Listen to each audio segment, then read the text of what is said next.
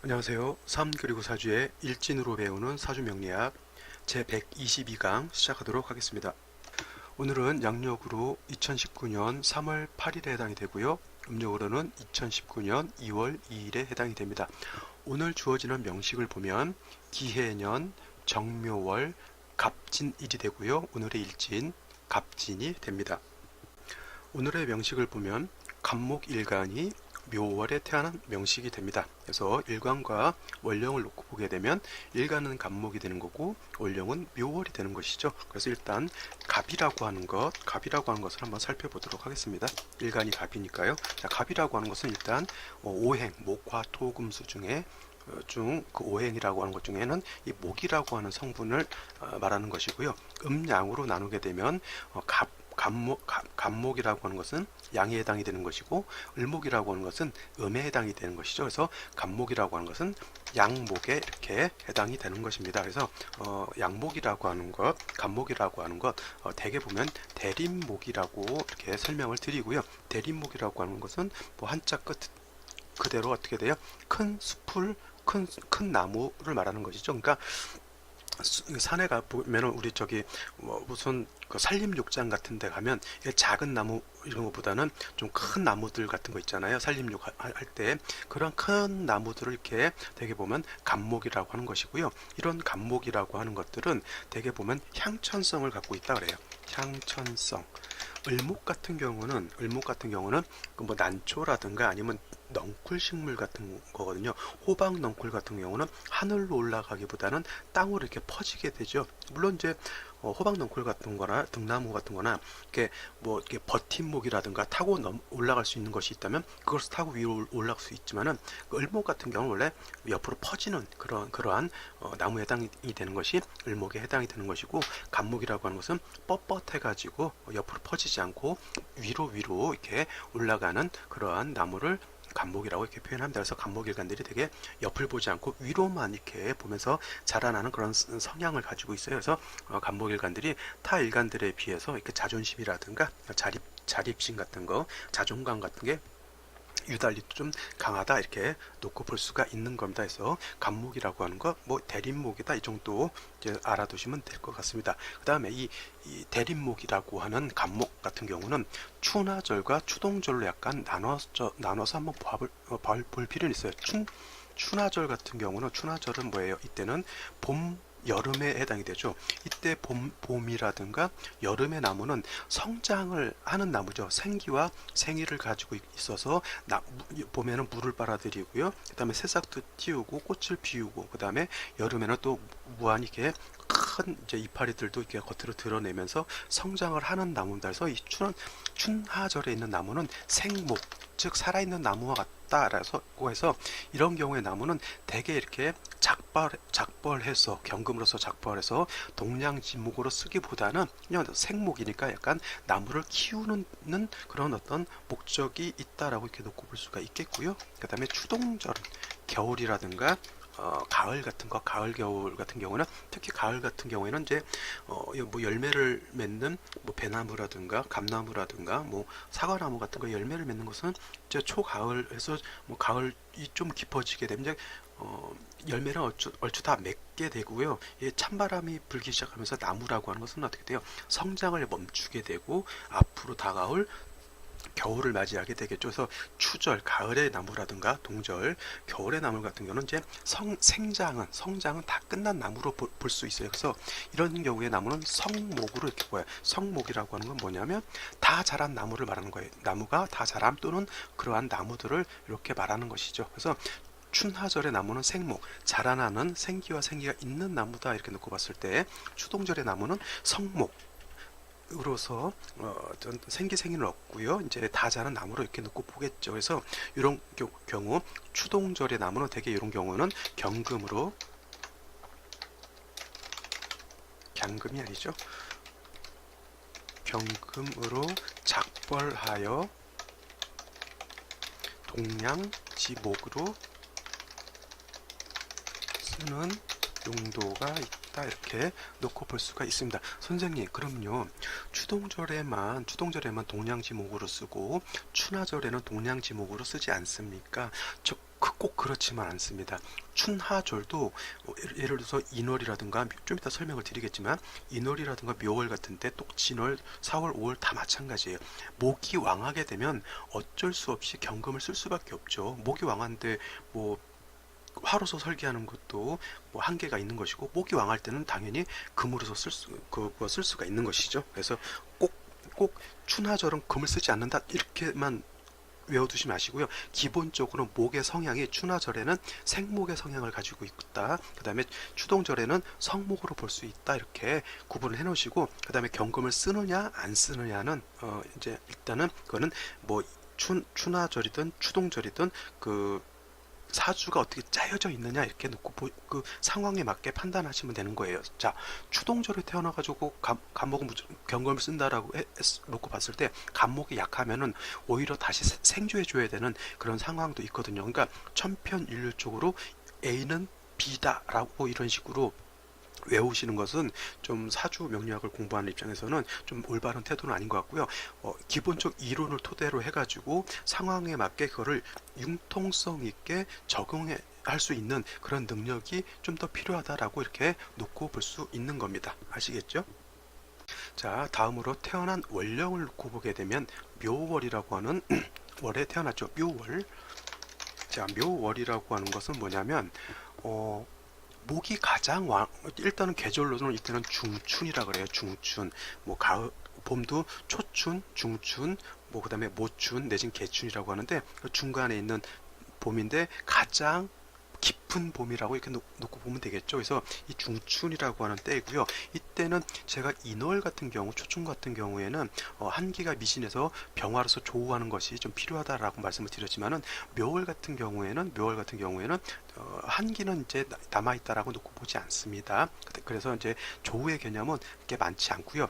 묘월이라고 하는 것은 포태법으로 놓고로는 여기가 목의 제왕지에 해당이 되죠. 목의 제왕지에서 목이라고 하는 것이 가장 왕할 때 해당이 되고요. 이때 수는 여기가 사지에 해당이 되죠. 사지, 그죠? 그 다음에 금은 여기가 태지에 해당이 되죠. 태지는 거의 뭐 절지 다음에 태지니까 금도 굉장히 약하다라고 놓고 볼 수가 있는 것이고요.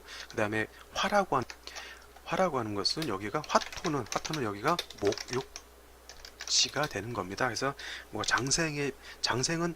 장생보다 목욕지가 좀 더 왕할 것 같긴 한데 화토 입장에서 오히려 장생에 통근할 수가 있는 어떤 장점이 있기 때문에 오히려 저 같은 경우는 무토나 병화가 묘월에 태어나는 것보다는 오히려 인월에 태어나는 것이 더 낫지 않나 저는 개인적으로 그렇게 생각합니다. 자, 이렇게 포태법이라고 하는 것은 그냥 이론에만 그치지 않고요. 어느 원령에 이르렀을 때 이 원령의 그 오행을 다 포태법으로 한번 생각을 해 보셔야 되는 거예요. 묘월이라고 하는 것은 목이 가장 왕할 때고요. 그 다음에 목이 가장 왕하다라고 하는 것은 술을 많이 목이 빨아들인다는 얘기잖아요. 그죠? 그러니까 묘월은 수는 여기가 사지에 해당이 되는 거예요. 그 다음에 목이 왕하고 수가 사지에 해당이 되는 그 시점에 금이라고 하는 것은 굉장히 약한 절지를 지나 태지에 해당이 되니까 금수는 굉장히 약한 것이죠. 그 대신에 화토라고 하는 것은 여기가 장생을 지나 목욕지이기 때문에 어느 정도 세력이 있다고 볼 수가 있겠고요. 그 다음에 화라고 하는 것은 제가 예전에 양이라고 하는 것은 동지부터 일양이 시작해가지고 추월이 2양, 인월이 3양, 4월, 묘월 같은 경우는 벌써 4양이 징기한 때이기 때문에 양이라고 하는 것도 굉장히 겉으로 많이 드러나 있는 그런 상태가 되겠죠. 그래서 묘월 같은 데는 밖에 나가면 지금 이제 눈으로 보는 것보다는 벌써 내적으로 따뜻한 기온이 벌써 돌고 있습니다. 지금이 묘월이잖아요. 제가 오늘 아까 밤에 그 저녁 먹고 운동하러 나갔다 왔는데 벌써 조금만 움직여도 벌써 땀이 납니다. 저 지금 이 시간이 오후 운동 갔다 와서 8시 한 19분 정도 됐는데 좀 제가 열이 많아서 그런지는 모르겠지만 지금 선풍기를 좀 켜놓고 살아요. 벌써부터. 자, 벌써 묘월이라고 하는 것, 사양이 징기돼 있다라고 하는 것도 꼭 염두에 두시고 명식을 보면 좋을 것이다 이렇게 생각을 하고요. 자, 제가 봄이라고 하는 것은 초춘과 중춘과 그 다음에 모춘으로 나눈다고 했는데 대개 보면은 봄이라고 하는 것은 인월과 그 다음에 묘월과 그 다음에 뭐가 있죠? 진월이 이렇게 봄에 해당이 되는 때에 해당이 됩니다. 그래서 임묘진을 동방목이라고 하고 계절로는 봄에 해당이 된다라고 이렇게 되게 설명을 드리지요. 그죠? 근데 인월이라고 하는 것은 자, 우리가 절기상으로 입춘 그 다음에 어떻게 돼요? 입춘과 우수로 이렇게 나눠지게 됩니다. 우수, 입춘과 우수. 그 다음에 묘월이라고 하는 것은 얼마 전에 경칩이 지났죠. 개구리가 깜짝 놀래서 뛰쳐나온다라고 하는 경칩이 있고요. 그 다음에 경칩이 지나면은 뭐가 있냐면은 춘분이라고 하는 것이 있습니다. 그죠? 다음으로 진월이 되게 되면 청명이라고 하고요. 청명이라고 하고 다음으로 청명이 지나면 곡우라고 하는 또 절기가 있게 됩니다. 이렇게 자, 이와 같은 인월, 묘월, 진월 대개 보면 인월을 초춘이라고 하고요. 그 다음에 묘월을 중춘이라고 하고 진월을 모춘이라고 이렇게 표현하는데 요거를 일반적인 어떤 초춘, 중춘, 모춘 이렇게 나눠주고 있고 간목의 입장에서 놓고 봤을 때 간목의 용신을 치용하는 그런 입장으로는 봤을 때 세 부분으로 나눈다라고 하면 입춘절과 우수절 전후로 이렇게 나눌 수가 있어요. 입춘절과 우수절 이것이 하나의 구간이 되는 것이고요. 그 다음에 우수부터 고구 전까지 그러니까 경칩 여기 다 들어가겠죠. 춘분 여기도 다 들어가고 그 다음에 청명절부터 고구 전까지를 이렇게 또 하나의 구간으로 나눌 수 있고 나머지 고구절은 별도의 구간으로 나눌 수 있겠죠. 그래서 간목 입장에서 놓고 봤을 때 임묘진월을 입춘절에서 우수 전까지 볼 수가 있고요. 그 다음에 우수부터 고구 전까지 볼 수가 있고 그 다음에 나머지 고구 이후 다음 절기는 입하가 되겠죠. 입하 전까지 이렇게 세 등분으로 나누게 되면 입춘부터 우수 전까지 간목이 이때 태어났을 때는 제가 초춘은 한기가 남아있다 그랬죠. 그래서 입춘절 중에 태어났을 때는 이때는 한기가 남아있다라고 해서 이때는 병화로서 조후함이 필요하다라고 이렇게 말씀을 드렸습니다. 이런 경우 이런 때에는 경금으로서 이때 태어났어요. 입춘에서 우수 전까지 간목이 태어났을 때는 이때는 경금으로서 간목을 작벌하기보다는 이때는 병화로서 온기를 줘가지고 간목의 싹을 틔우거나 잎을 틔우는데 오히려 도와줘야 되는 그러한 상황이 되는 거예요. 그때는 아까도 말씀드렸지만 춘화절은 생목으로 본다라고 했을 때 특히나 입춘절 중에 태어난 간목은 이때는 생목으로 보기 때문에 경금을 쓰지 않는다라고 하는 거고요.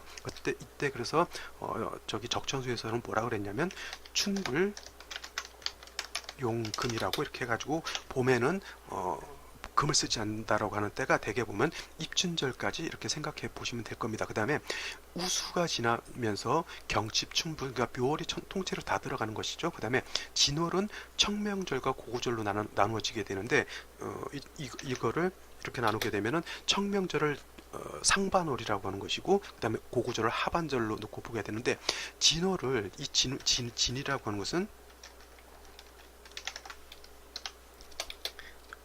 진이라고 하는 것은 지장간이 개수, 을목, 그 다음에 무토가 이렇게 들어가 있을 겁니다. 그죠? 근데 개수, 을목이 사령하는 요때는 수라고 하는 것은 목을 생해주게 되는 거고요. 그 다음에 을목이라고 하는 목의 기운을 갖고 있는 것이죠. 그래서 진월이라고 하는 것은 원래 무토가 사령해서 토가 왕한 계절로 놓고 보는데 그거를 엄밀히 그 안에 있는 내막을 이렇게 돋보기나 현미경으로 들었다 놓고 보게 되면은 개수나 을목이 사령하는 개수가 9일 관장하고요. 을목이 3일 정도 관장하고 그 다음에 무토가 18일 정도 관장을 하는데 개수, 을목이 관장하는 9, 3 그러니까 10일에서 12일 정도는 진월이라 하더라도 목이 왕한 걸로 놓고 볼 수가 있는 겁니다. 그래서 간목이 묘월에 그 우수절 이후에 태어나거나 묘월에 태어나거나 또는 진월이라 하더라도 고구전 청명절 중에 태어나면 간목이 마치 모광절인 묘월에 태어난 거하고 마치 흡사하다라고 이렇게 놓고 볼 수가 있어요. 그래서 간목이 요 우수 후부터 고구 전까지 태어났을 때는 이때는 능히 7살인 경금을 쓸 수 있다라고 이렇게 놓고 봅니다. 선생님 저기 추나절은 생목이라 금 안 쓴다면서요. 그렇게 제가 천편일률적으로 외우지 마시라 그랬죠. 목이 왕하게 되면 경금으로서 간목을 작벌해서 쓸 수도 있겠고요. 그 다음에 한 가지, 봄에 이렇게 경금을 쓴다라고 하는 것은 이렇게 또 생각해 보실 수가 있는 거예요. 꼭 나무, 그 큰 나무를 통째로 베가지고 뭐 궁궐의 기둥이라든가 동량지목으로 쓴다 이렇게 생각하지 마시고요. 봄에 이제 나무가 이렇게 크면서 가지가 쭉쭉쭉 뻗잖아요. 특히 과수원 하시는 분들은 알 거예요. 봄에 가지가 꽃이 봄에 예를 들어서 백꽃이라든가 사과꽃이라든가 이렇게 꽃을 피우면 그 꽃이 다시 열매를 맺게 되는 그렇게 되는 건데, 꽃이 너무 많거나 쓸데없는 가지가 너무 많게 되면은 그죠, 나무가 빨아들이는 양분이라든가 물기 수분이라고 하는 건 한정되어 있는데, 너무 많이 줄기가 많다 보면은 쓸데없는 가지라든가 쓸데없는 곳에 영양분이 가게 되잖아요. 그러니까 이런 경우에는 어떠냐면 쓸데없는 가지를 다 잘라버려요. 그거를 전지 내지는 전지, 가지를 자른다는 뜻이잖아요. 그죠? 전지, 쉽게 말하면 가지치기라는 겁니다. 이거를 그러니까 봄에 나무를 베서 동량지목으로 물론 쓴다라고 하는 개념으로도 놓고 볼 수 있지만, 불필요한 가지를 잘라서 나무가 올바르게 곧게 자랄 수 있도록 해준다라고 이렇게 놓고 볼 수가 있는 거예요. 나무가 어떻게 보면 조경 같은 거잖아요. 대학 같은 데도 나무 같은 거 있고 집 아파트 같은 경우도 조경수로서 나무를 심잖아요. 근데 그거를 관리를 안 해두고 놔두면 어떻게 돼요? 나무가 푹 퍼져버립니다. 줄기가 지멋대로 막 자라죠. 그래서 나무가 어느 정도 클 때까지는 나무의 가지를 다 쳐버려요. 그러면 위로 또 자라겠죠? 거기서 놔두면 또 가지가 옆으로 퍼졌을 때 또 가지를 다 잘라버리면 또 위로 크겠죠. 그러니까 그래서 나무를 곧게 위로 클 수 있게 만들어주는 거거든요. 그런 봄에 금을 쓴다라고 하는 것은 그와 같이 불필요한 가지를 쳐내서 올곧게 나무를 키운다라고 이렇게 놓고 볼 수도 있는 겁니다. 그래서 꼭 동량지목으로 해서 밑둥부터 잘라가지고 궁궐의 기둥으로 쓴다, 이런 개념으로만 생각하지 않지 마시고, 이렇게 좀 약간 융통성 있게 생각하는 것도 좋다라고 필요하다 이렇게 생각하고요. 그래서 뭐 전지라든가 가지치기 이렇게 볼 수가 있다라고 이렇게 보는 겁니다. 그래서 근데 여기서 중요한 건 경금 칠살을 쓸 때는 반드시 칠살이라고 하는 것은 혼자 써서는 안 되고요. 반드시 정화로서 칠살 경금을 어떻게 해야 된다고요? 이거는 칠살 경금을 적절히 조절시켜야 돼요. 조절해야 한다. 자, 정화로 경금을 파극해서 경금을 없애는 것이 아니고요. 자, 예를 들어서 도끼라든가 톱 같은 걸로 나무를 베거나 전지를 할 때 전지가위가 필요하잖아요. 근데 전지가위가 너무 안 들어요. 그러면 가지를 칠 때 가지가 잘라지는 게 아니라 가지가 문드러지는 거죠. 도끼로 나무를 베야 되는데, 도끼가 예리하지 않으면 어떻게 돼요? 나무를 베는 것이 아니라 나무를 부서뜨려 버리는 거죠, 오히려. 그와 같이 경금이라고 하는 것을 제대로 관리를 못하게 되면 나무를 유효적절하게 잘라내는 것이 아니라 나무를 부숴버리는 결과가 되는 거기 때문에 정화로서 경금을 단련시키는 그런 용도가 있는 것이다, 이렇게 놓고 볼 수가 있는 겁니다. 그래서 묘월이라고 하는 것은 바로 이때 태어난 거잖아요. 묘월은 아까 제가 말씀드렸던 우수 전에 한 텀이고요. 그 다음에 우수부터 그 다음에 고구 전까지가 한 텀이고, 고구가 세 번째 텀이라고 하면 간목이 묘월에 태어난 것은 이 두 번째 텀에 태어났기 때문에 목이 왕하다라고 하는 그런 것이 기본이죠. 그러니까 일간이 굉장히 왕한 때입니다. 그래서 가장 원칙적인 것은 경금이 있어서 왕목을 적절하게 절제를 시켜줘야 되는 것이고요. 그 다음에 경금을 쓸 때는 항상 그냥 쓰지 말고 정화로서 또 경금을 다시 이렇게 절제를 시켜줘야 된다라고 이렇게 놓고 볼 수가 있겠습니다. 근데 예를 들어서 이런 경우, 간목이 묘월에 태어났는데 경금이 없을 수가 있어요. 경금이 예를 들어서 이런 국세가 돼야 되잖아요. 경금이 이렇게 있어야 되고, 그 다음에 정화로서 이 경금을 유유적절하게 하게 되면 간목을 두 가지 경우로 볼 수 있다 그랬죠. 간목을 베서 동량지목으로 쓰거나, 아니면 간목에 쓸데없는 가지를 이렇게 잘라내는, 전지하는 그런 개념으로 놓고 볼 수가 있는데, 예를 들어서 경금이 없는 경우도 있어요. 경금이 없는 경우도 있는데, 이런 경우에는 뭘로 보냐면 그냥 나무가 꽃을 피우는 용도로 이렇게 볼 수가 있어요. 이거는 뭐냐면 경금으로서 간목을 작벌하는 용도 것이 아니라 아까 말씀드렸지만 생목으로서 묘월의 간목의 정화를 본다라고 하는 것은 이거는 목화통명으로 볼 수가 있다는 얘기죠. 목화통명이라고 하는 것은 뭐냐면 목의 기운을 화로서 수기 유행을 시켜가지고 목의 기운을 바깥으로 이렇게 펼쳐내는 것이죠. 초봄에 나무가 물기를 잔뜩 빨아들인 다음에 겉으로 좀 있다가 잎이라든가 꽃으로서 이렇게 활짝 드러내는 것이 바로 간목이나 을목이 묘월에 태어나서 정화를 봤을 때 그렇게 꽃을 피우는 것이고요. 좀 있으면 이제 4월 정도 되면 뭐가 피냐면 벚꽃이 또 만개하죠. 그래서 벚꽃 축제 같은 거 많이 하잖아요. 그것이 예를 들면 그때는 뭐 다음 달은 진월이긴 하지만 우리 묘월에 간목이 정화를 본다라고 하는 건 마치 벚나무가 벚꽃을 활짝 펴서 만개하는 것과 같다, 이렇게 놓고 볼 수가 있는 겁니다. 그래서 원한적으로 간목이 묘월에 태어났을 때는 경금과 정화가 있게 되면 어떻게 되냐면 간목이 꽃을 피우는 것도 해당이 되고 쓸데없는 가지를 경금으로서 쳐내게 되면 어떻게 돼요? 간목이 꽃을 피우는데 좀 멋있게 이렇게 피는 그런 것으로 볼 수 있지만 경금이 없다라고 놓고 봤을 때는 어떻게 돼요? 산에 있는 삼복꽃 같은 경우 누가 관리를 안 하죠. 그냥 지멋대로 피잖아요. 그래도 삼복꽃 같은 것도 굉장히 이쁩니다. 근데 예를 들어서 경금이 있다라고 하는 것은 뭐예요? 누군가가 그 나무를 어떻게 돼? 잘 이쁘게 쓸데없는 가지는 쳐내고 해서 꽃을 아름답게 피우게 했다라고 이렇게 놓고 볼 수가 있겠죠. 그래서 경금 정화가 있으면 더 좋겠지만 부득이 하나가 없다라고 하면 경금은 없어도 정화 정도는 있어야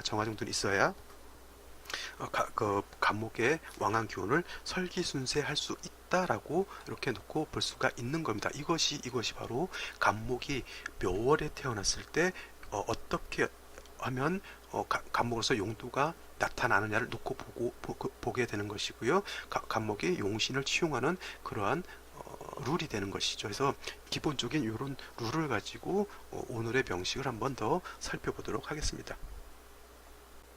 자, 오늘의 명식을 보게 되면 요건 다 정리를 하셨을 것이라 생각을 하고요. 지우겠습니다.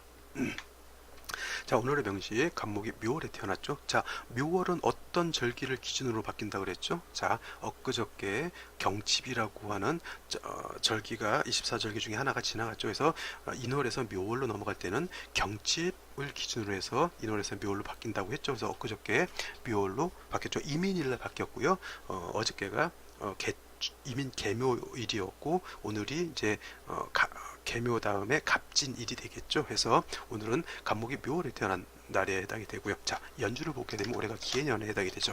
그래서 이렇게 놓고 봤을 때 해묘가 이렇게 해묘한목, 인월 때는 인해한목이었고요. 묘월에는 이제 이거는 해묘한목, 30일 동안 해묘한목도 선명을 해야 되는 거예요. 해묘한목, 원래는 해묘한목한다 하더라도 이거는 반합에 해당이 되죠. 반합이라고 하는 것은 원래 삼합이라고 있는데 삼합이라고 하는 게 뭐냐면 우리가 흔히 이거를 이제 삼합이라고 하면 이제 홍어 있잖아요. 홍어하고 묵은지하고 그 다음에 돼지고기, 이게 돼지고기 이제 수육이죠. 수육. 저는 이거를 잘못 알고 예전에 홍어, 묵은지, 그 다음에 막걸리 이렇게 알고 있었습니다. 근데 잘못 알고 봤더니 이제 홍어하고 묵은지하고 이제 돼지고기가 삼합이고 거기다 이제 막걸리는 이제 취향에 따라 뭐 참이슬을 먹을 수도 있고 뭐 처음처럼 먹을 수 있지만 저 같은 경우는 이제 지평 막걸리를 좋아한다라고 해서 뭐 장수 막걸리 아니면 지평 막걸리를 먹고 있습니다. 그래서 이 삼합은 여기서 말하는 이 삼합은 아니시죠? 제가 이번 주 토요일 날 우리 동창 모임이 있는데 요거 홍어 먹으러 갑니다. 해서 여러분께 깨알 같은 이제 자랑 한번 하면서 홍어 먹으러 한다고 해서 이 삼합이라고 하는 것은 홍어가 아니고요. 자, 이거는 삼합이라고 하는 것이 있잖아요. 신자진 수국, 뭐 인호술 화국, 뭐 사유축 금국, 뭐 이런 삼합을 말하는데 해묘미죠. 해묘미 이거는 목에 해당되죠. 목국을 말하는 거죠. 해묘미 목국. 자, 이것이 완전한 삼합인데 이 글자 중에서 해가 빠지거나 묘가 빠지거나 미가 빠지면 이거는 완전한 삼합은 아니고 이거를 준삼합이라고 하는 것이고요. 준삼합을 다른 말로 이제 반만합한다 해서 반합이라고 우리가 이렇게 얘기를 하는 겁니다. 이렇게 밥을 싸가는 도시락을 반합이라고도 하지만 여기서는 밥만 합한다라고 하는 거여서 여기는 원래 미자가 좀 빠진 거잖아요. 그래서 비가 빠졌다 해서 준삼합 내지는 반합이라고 합니다. 그래서 해묘미 반합 회국해서 요거는 묘월에 해가 있기 때문에 목이 더 왕해지는 것이죠. 그죠? 그 다음에 일지를 놓고 보게 되면 진토가 있습니다. 진토.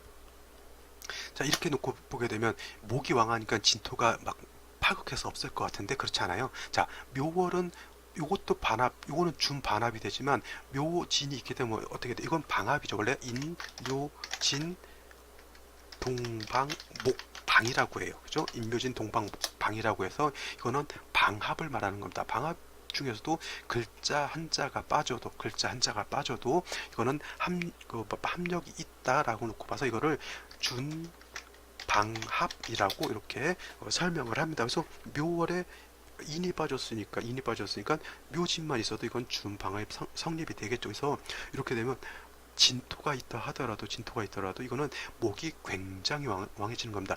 묘월 자체도 목이 굉장히 제왕지에 해당돼서 굉장히 왕한데 이렇게 해도 있고 진도 있게 되면 이거는 지지로 거의 목국을 이룬 거하고 똑같죠. 그 다음에 간목 입장에서 놓고 봤을 때 묘월에 통고를 할 수가 있죠. 그 다음에 해는 목의 장생처에 해당이 됩니다. 그래서 연지에도 해당이 되고요. 그 다음에 간목은 진의 인묘진 방합의 끝자리니까 또 여기 진에도 통근할 수 있죠. 이 진에는 개수 을목이 있기 때문에 능이 통근할 수가 있어요. 이렇게 되면 간목이 연지, 월지, 일지에 모든 곳에 통근할 수가 있게 되니까 간목이라고 하는 일간이 어떻게 돼요? 이거는 거의 왕하다 정도 개념이 아니라 극왕하다 이렇게 표현할 수 있는 겁니다. 그래서 이렇게 일간이 왕하기 때문에 어떻게 돼요? 왕한 일간은 관성으로서 억제를 시키거나 아니면 식상으로서 왕한 일간의 기운을 설기순쇄시켜주는 두 가지 용도가 있으면 되겠고요. 근데 예를 들어서 다시 일간이 왕한데 수가 있다라고 하는 건 어떻게? 수는 다시 목을 생해주겠죠. 애기가 벌써 점심을 이빠이 먹어서 배가 빵빵합니다. 애기가. 근데 엄마가 또 애기를 좀 더 빨리 키워보겠다고 해서 또 고기 해먹이게 하면 어떻게 돼? 애가 크는 것이 아니라 짜고가 납니다. 그래서 앞발 돌아가고 뒷발 돌아가고 먹다 지쳐서 애가 또 설사도 하게 되죠. 그거는 적당히 키워줘야 인성으로서 용도가 있는 건데 일간이 이렇게 왕한 중에 다시 또 인성으로 생해준다라고 하는 건 어떻게 돼요? 애기가 욕심만 많아지는 겁니다. 그거는 인성은 원래 인자하고 남을 배려하고 그러한 것이 인성에 해당이 되는데 일간이 왕한테 다시 인성이 있으면 어떻게 돼요? 필요 없이 생해주는 거잖아요. 이런 경우는 인성이 역작용이 나타나게 돼요. 어떤 역작용이냐면 원래 인성이라고 하는 것은 뭐냐면 인자해야 되는데 이게 부작용이 나타나게 되면 인자하지 못하고 오히려 모질게 되고요. 그 다음에 자기만 생각하게 되죠. 남에 대한 배려심 같은 게 없어요. 맹꽁이 같아지는 것이죠.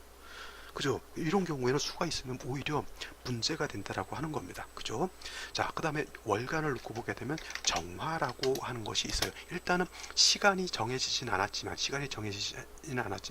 3화만 이렇게 놓고 3주만 놓고 봤을 때 간목이 묘월에 태어나서 일간이 이렇게 왕하게 되면 자, 경금으로서 일단은 목을 제해주고 정화로서 경금을 이렇게 절제시켜주면 좋다라고 했는데 일단은 이 상황에서는 금은 없어요. 하지만 그래도 상관이라고 하는 정화가 있어서 왕목의 기운을 이렇게 설기순쇄시켜 주는 것이죠. 근데 문제 이거를 물상으로 놓고 보게 되면 나무는 굉장히 큰 나무가 있어요. 아름들이 이래서 어른이 한 대여섯 명에서 팔을 이렇게 둘러야 나무를 이렇게 감쌀 수 있는 그런 큰 나무가 있는데 이렇게 정화가 있다라고 하는 것은 뭐냐면 그 나무가 꽃을 핀 거하고 똑같은 거예요. 근데 꽃이 많이 폈어요? 조금 폈어요. 목은 왕한데 이게 상관이 약하죠. 이거를 명리 용어로 내자로 치면 뭐가 돼? 일간은 왕하고 상관은 약하다 해서 이거를 목화 가상관 격이다라고 이렇게 놓고 보는 것이고요. 근데 상관이 이제 이 상관은 또 생제까지 하는 것을 보면 수기 유행이 잘 되고 있는 건데 이 상관이 좀 약하잖아요. 그죠? 그래서 상관격으로 목화 진상관격은 여기 써볼까요? 일단 목화 진상관격 같은 경우는 일간이 약하고 상관이 왕한 것이고요.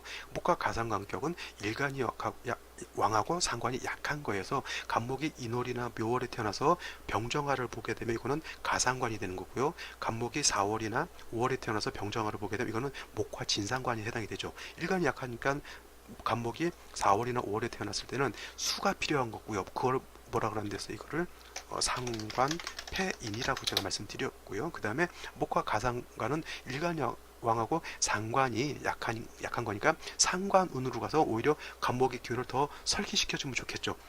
요거는 식신상관이 일간의 기운을 설기시킨 것이 아니라 목의 기운을 스스로 이렇게 바꿔서 펼쳐내는 겁니다. 근데 반면에 진상관이 되게 되면 어떻게 돼요?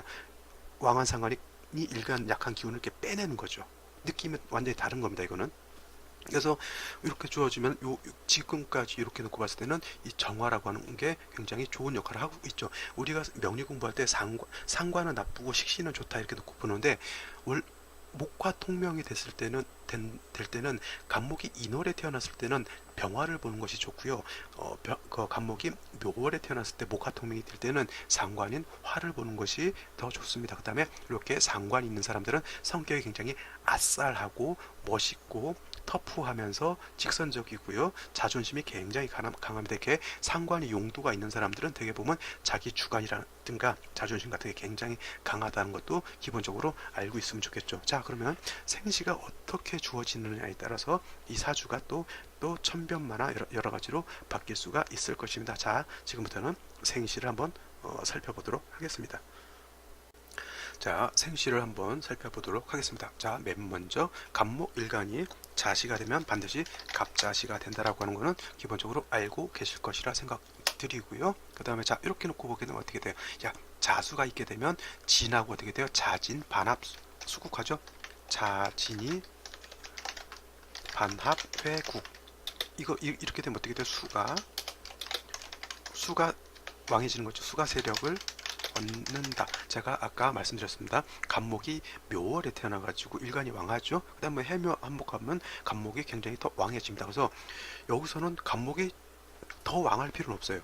그죠? 근데 시지에서 자수를 이렇게 놓고 보게 되면 자신이 회복해가지고 왕한 목을 다시 생해주게 되죠. 이 자수가 그래도 그나마 지지에 있으니까 상관이 없지만 예를 들어서 천간으로 임수라든가 개수가 투출하게 되면 어떻게 돼요? 왕목의 기운을 설기 순쇄시켜주는 정화를 파극 내지는 합거 내지는 뭐 이렇게 정화를 곤하게 피곤하게 만들 수 있는 그런 여건이 되겠죠. 물론 이제 지지에 있는 수가 뭐 천간에 있는 정화를 뭐 파극하고 그러지는 않지만 위협은 줄 수가 있겠죠. 위협은. 근데 이런 상황에서 대운이나 세운에서 수운이 오게 되면 이 정화가 여지없이 파극이 될 수 있다라고 하는 것도 명심해 두시고요.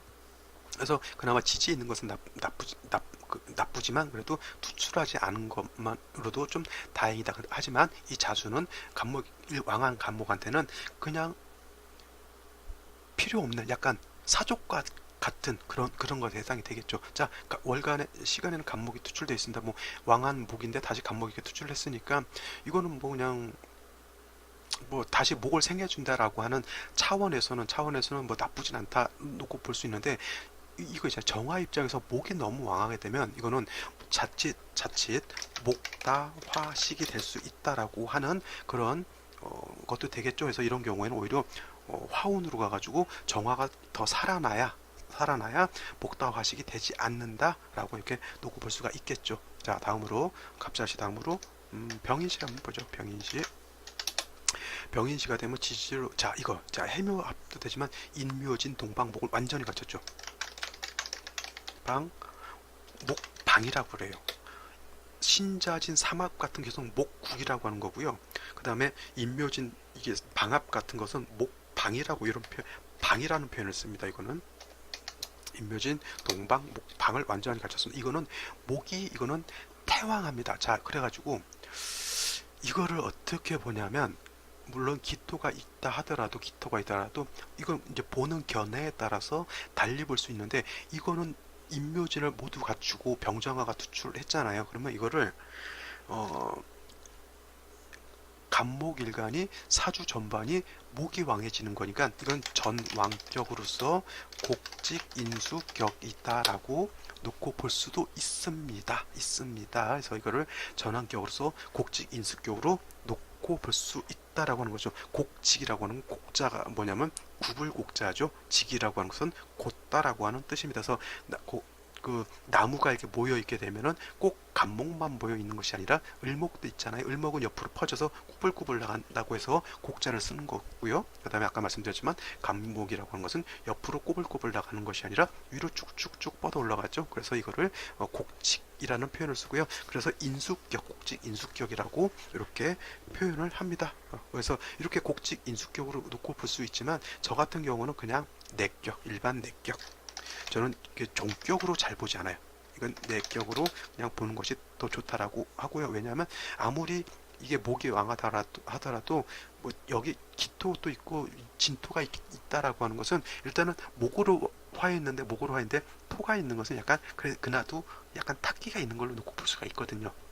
물론 병정화가 있어서 목하고 토하고 이걸 토목교봉이라고 그래요. 토목교봉 서로 토하고 목하고 서로 만나서 서로 싸운다. 목극토 해가지고 싸운다서 토목교봉이다라고 이렇게 표현을 하는데, 이거 화가 이렇게 있게 되면은 이제 목생화 화상돼서 서로 장애가 되는 걸로 놓고 보질 않아요. 그래서 이 화가 충분히 있기 때문에 전환격으로서 곡직격, 곡직인수격으로 이렇게 놓고 볼 수도 있다라고 하는 하나의 견해인 것이고요. 저 같은 경우는 그래도 이거는 내격으로 놓고 봐서 화가 용신으로 놓고 봐야 된다라고 이렇게 놓고 봅니다. 그 다음에 이거를 곡직인수격으로 놓고 본다 하더라도 이거는 용신은 화가 되는 거예요.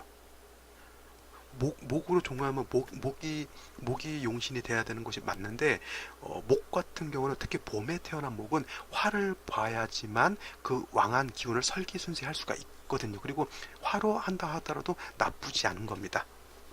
근데 제가 이거를 전환격으로 보지 않고 일반 내격으로 보는 것은 역시나 토기가 있기 때문에 저 같은 경우는 절대 이런 거를 깨끗하지 않으면 잘 종격으로 보지 않는다라고 하는 것, 그냥 한번 그냥 참고적으로 한번 들어봐 주시면 되겠죠. 이렇게 만약 이걸 내격으로 본다라고 하면, 물론 목이 이렇게 영한데 정화만 있으면 목다 화식이 될 가능성이 있는데, 이런 경우는 병화가 있으면 이제 목다 화식 되는 거, 불이 꺼지는 것은 이제 모면할 수가 있겠죠. 물론 묘월에는 조후의 공적은 크진 않지만 그래도 정화 혼자 있는 것보다는 병정화가 같이 있어서 왕목의 기운을 설기순세하고 기토로서 생재까지 하게 되면 사주국세가 그래도 원만해진다라고 볼 수가 있고요. 그 다음에 지지로 진중개수가 있고 해중임수가 있으니까 목도 천간에 투출하지 않았기 때문에 화하고 수하고도 서로 구애가 되지 않습니다. 이 정도 되면은 일간도 왕하고 식상도 있고 생재까지 하게 되니까 사주가 그래도 이 정도면 굉장히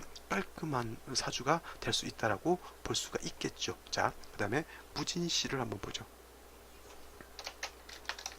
무진시가 되면은 이거는 좀 문제가 되는 게 뭐냐면, 해묘 이것도 해서 일간도 왕하죠. 근데 무토가 진 이렇게 되면 물론 당연히 이건 목이 더 왕합니다. 목이 더 왕하고 토도 이렇게 되면 세력이 없는 건 아니지만은, 이거 아까 말씀드린 토목교봉이 되는 거예요. 토목교봉, 왕목하고 토하고 이렇게 서로 싸우려고 하는 것이죠. 쟁제까지는 놓고 볼 수는 없겠죠. 가불목이 천간에 드러난 건 아니니까.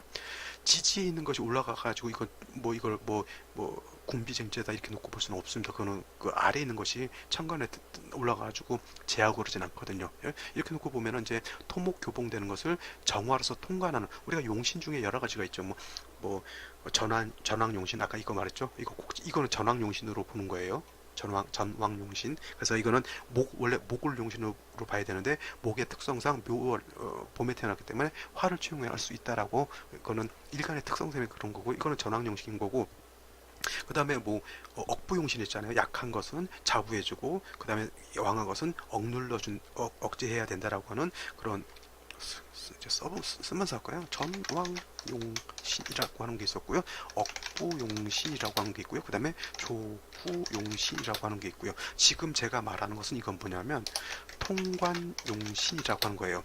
두 세력이 두 세력이 서로 첨예하게 대립되고 있을 때 그 두 세력이 싸우지 않고 화해시켜주는 역할을 한다 해서 이걸 통관시켜준다라고 하는 것이죠. 예를 들어서 A라고 하는 세력과 B라고 하는 세력이 서로 막 대가리 터지게 대가리라 박 터지게 이렇게 싸우고 있을 때 이제 중재자가 나타나서 서로 화해를 시켜주는 것이죠. 이런 경우는 목하고 토하고 서로 이렇게 싸우고 있는 거죠. 물론 목이 더 왕하다라고 하는 것은 뭐 누가 봐도 알겠지만 이렇게 그래도 토목교봉되는 그런 상황에 정화가 이걸 통관시켜준 거예요. 목생화 화생토 해가지고 이걸 통관해준다라고 해서 이거를 통관용신이라고 이렇게 놓고 볼 수가 있겠습니다. 한 가지가 더 있는데 제가 생각이 안 나네요. 뭐 이런 일단은 뭐 제일 중요한 게 업부용신, 그다음에 뭐 조우용신, 통관용신, 뭐 전황용신 또 하나가 뭔가가 또 있긴 있을 겁니다. 근데 생각이 머리가 나빠서 기억은 안 나니까 한번 여러분들이 한번 찾아보시고요. 그래서 무진 같은 경우는 물론 이제 정화로서 뭐 통관시켜 준다라고 해서 통관용신으로 놓고 보지만은 이건 그냥 쉬운 말로 이제 상관생재한다라고 놓고 볼 수가 있는 것이죠. 그래서 이것도 이제 정화만 하나 가지고 통관하기는 약간 병목 현상 같은 그런 것이 나타나겠죠. 그래서 이런 경우도 좀 화가 좀 있게 되면 좀 더 통관시켜 주는 것이 더 좋지 않나 이렇게 생각이 되고요. 이런 경우는 어떻게 돼요? 운만 잘 맞으면 그 신왕재앙이잖아요. 신왕재앙에 상관생재가 되는 거기 때문에 이런 사주들은 어떻게 돼요? 운이 좋으면 큰 거부가 될 수 있는 사주가 되겠죠. 거부가 될 거부 이걸 이렇게도 쓸 수가 있고요. 그 다음에 뭐 이렇게도 쓸 수가 있습니다. 뭐 그냥 이걸로 쓰죠. 거부가 될 사주. 될 사주가 아니라 될 수 있는 사주다 이렇게 놓고 볼 수가 있겠죠. 무진시 이렇게 놓고 보시면 될 것 같고요. 다음은 이제 경우시 한번 보도록 하죠.